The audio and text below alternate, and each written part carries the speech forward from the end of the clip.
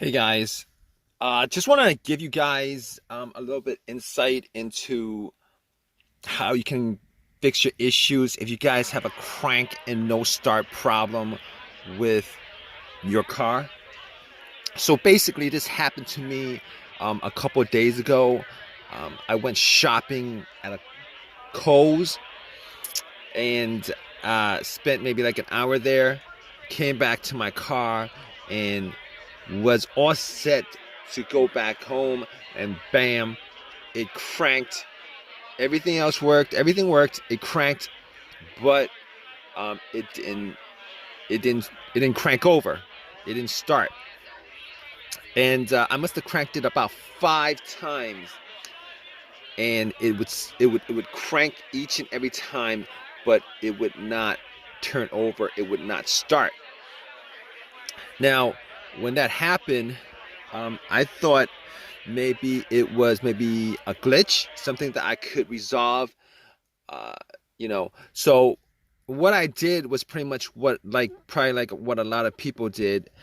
What I did was I changed the shifter to different gears. Shifted to, shifted from park to neutral to reverse, and pretty much try to start it that way. Pressed accelerator a couple of times, try to start it that way, and none of that actually worked. None of that worked. So at that point, I thought it could be the battery, but I did change out the battery relatively recently, probably like 6 months ago. It had that issue where there was a no crank, no start issue. So it's like totally different from this issue. But regardless, I turned on the headlights just to see whether it was the battery that was the issue or not. Went out, checked the headlights. The headlights were rather strong. And at that point, I was thinking it probably wasn't the battery, because I was crossing my finger like you guys are probably at this point for like a quick fix. So basically, after that, I opened the hood up and looked at the battery compartment, battery area. Now, here's the thing about it. All right, the car was cranking pretty strong. All right, I was thinking that may have been the battery, still in the warranty. I could just change it out, pop another one in, problem solved. But I, you know, I the car was cranking very, very strong. The headlights were very, very bright. Did not think it was the battery at that point, but I was looking at terminals. They looked like they were pretty corroded. And basically, I did not clean the terminals when I swapped out the battery 6 months ago. Probably like I should have done. So basically, I had a couple cans of Coke. I poured 2 cans of Coke on the terminal cables, the connectors. All right, wiggled them a bit. Now the connectors were tight, but they're not so tight that I couldn't move it. And I pretty much wiggled them out. Took some paper towel, cleaned them up, popped them back in. It wasn't 100% clean, but it was clean enough that if that was the issue, I would have been able to, without a problem, the connection would have been able to crank it over if that was the issue. But I didn't, I was pretty sure that that wasn't the cause of it. But regardless, I did all that anyway. Went back to my car, tried to crank it, and it still cranked strong, did not turn over. Had the same scenario, did not turn over. Sucks. It sucked at that point. I was like, okay. So I went back out, and I had a battery booster. Now you're thinking, like, all that, why is he thinking still the battery? It's possible, on a rare chance, that the battery could be the cause of this for whatever reason. All right, that's like the first thing I went to. Had the booster out, popped the booster in. It had about 75% charge. Obviously, if that didn't work, I knew that I could just eliminate the battery 100%. But at that point, I was the battery could have been eliminated like 99%. I would have eliminated the battery, but was hoping for an easy fix like you guys are in this situation.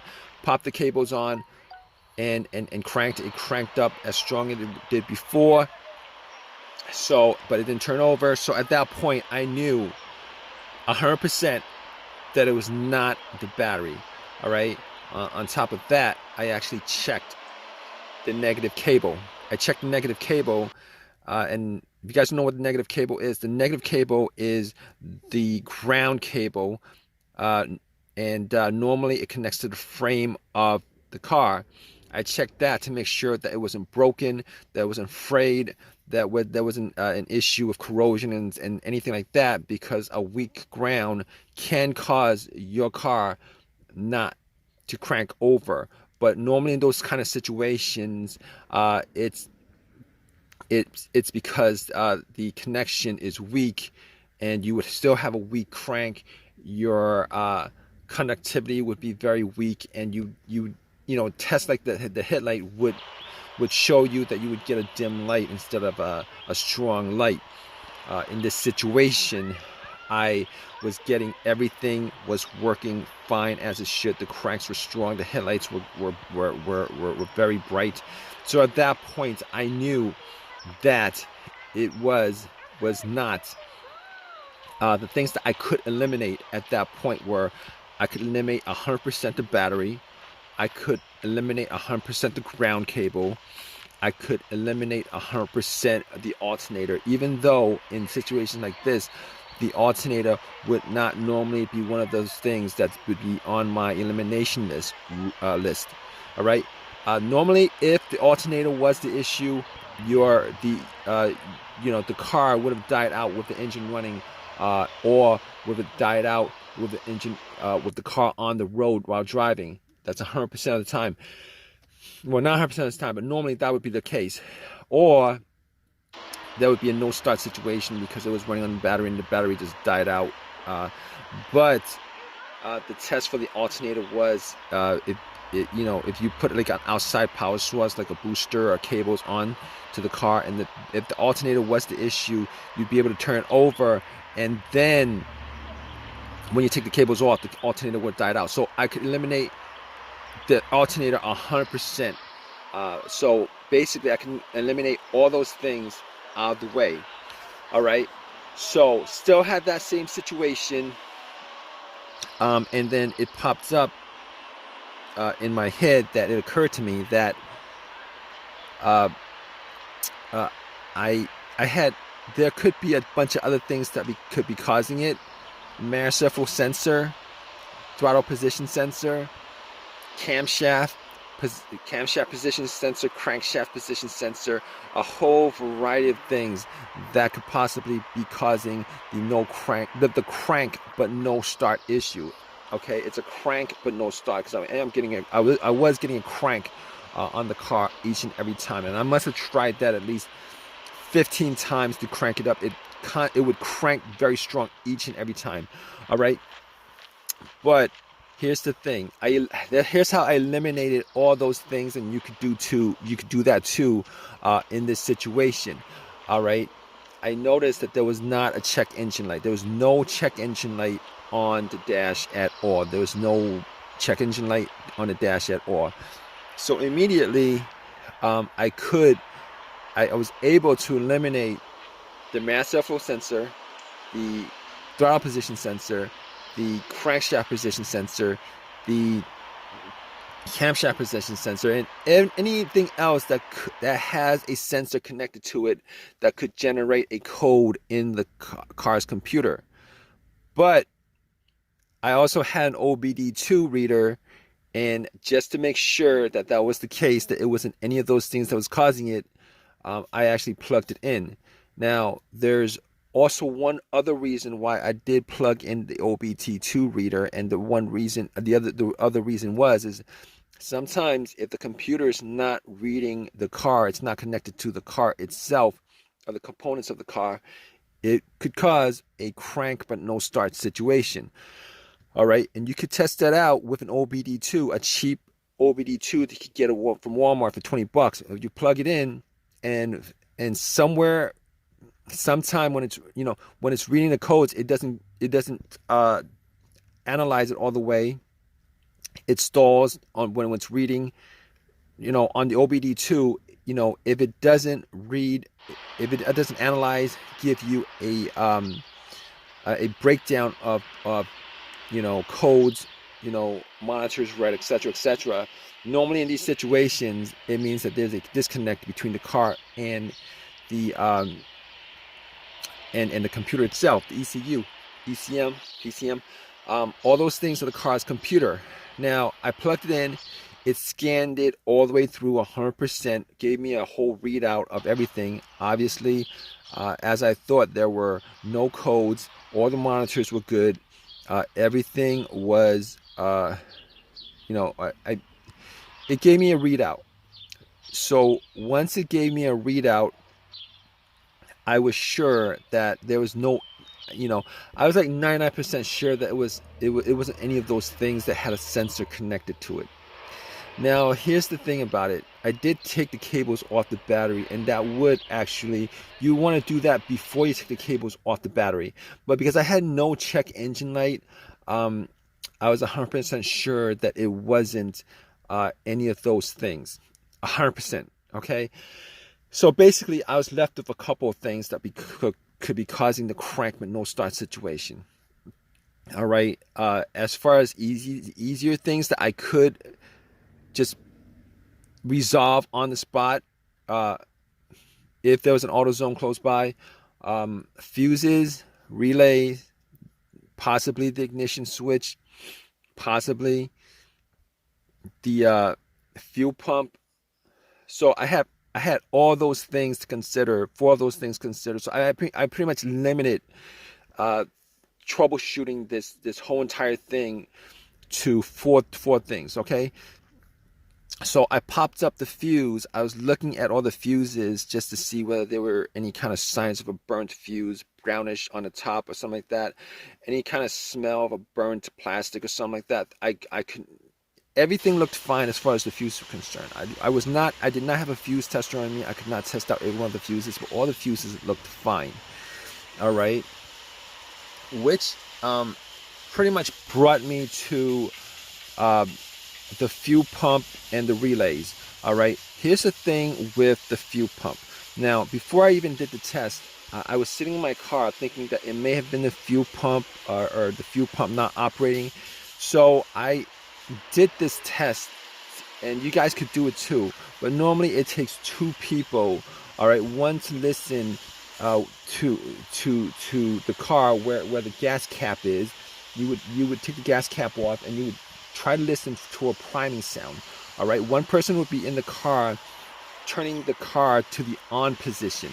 The on position is the position before it cranks. Normally, you don't want to crank it, because what happens is if you crank it, it's that noise, the cranking noise, is going to drown out the noise from the whizzing of the priming of the fuel pump. All right, and the priming of the fuel pump is pretty much the motor in the fuel pump working. All right, now there was nobody else with me, so I was sitting in my car, turned everything off, rolled up all the windows, and I put the car into the on position. And I did it a couple of times.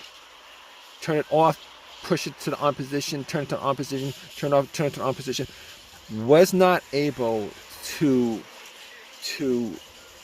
hear, to make out a sound inside the car. All right, whether the pump was priming or not, it was not able to hear a whizzing sound, a motorized sound, either way.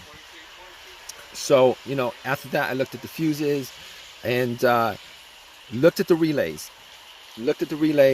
Especially for the fuel pump, and I thought it could have been the fuel filter, but normally with the fuel filter, you could at least get the car to start, to turn over, and then it would die out because it was if the fuel filter was blocked or something like that. Okay, so I did not think in that situation it was the fuel filter, because I cranked it at least 15 times. It never actually turned over at least once. So basically I found the relay to the fuel pump, and I was able to swap out for a similar relay. All right, and once I swapped it out, was able to turn it, got into my car, and then cranked it, and guess what, guys? Boom! It turned on, turned over, car was running, turned off, did it again, it was running. So at that point, I knew for 100% that it was the fuel pump. All right, I forget what component of the car I swapped it out with, as far as the malfunctioning fuel pump was concerned. But I was thinking about driving the car to an AutoZone, but there was an AutoZone pretty close by.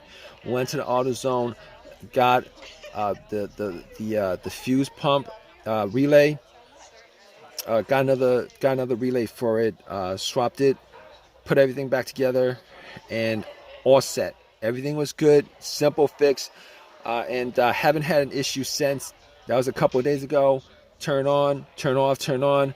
Everything works the way it's supposed to. So it was the fuel pump relay that was the problem. All right. So if you guys are in this situation, hopefully your fix was as simple as the fix that I had on the car. And if it's not, hope that it's something a little bit more, not something that's like the fuel pump itself. But in any case, if you guys troubleshoot, go through the steps that I kind of went through as far as troubleshooting this whole entire issue, you guys, 90% of the time, you guys probably will get an answer for the issue with your car. All right. Regardless, please leave a comment in the comment section. Guys, please give me a thumbs up. Please subscribe. All right, guys. Take care.